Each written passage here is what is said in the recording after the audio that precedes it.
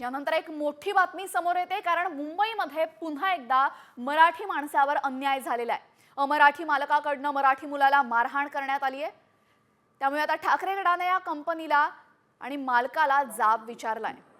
Company मालकाच्या भावाने मुलाची माफी मागितली असून मुंबईमध्ये पुन्हा एकदा मराठी माणसावरच अन्याय झाल्याचं समोर आलेलं आहे।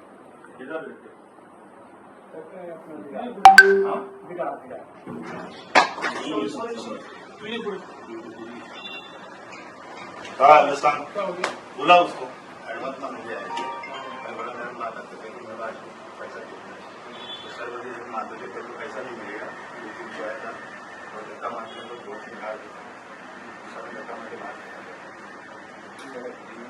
बोला मराठी करके बोलो चला इकडे बोलो त्याला बोला उसको चला बोला बोलो नहीं है सर अरे असं कडे कानाखाली एकच तुझ्या असं बोलो त्याला उसको बोल रहा फोन लाव त्याला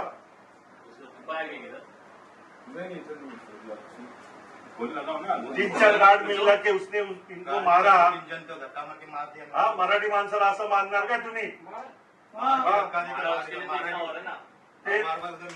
असं मारणार का मराठी माणसाला तुम्ही?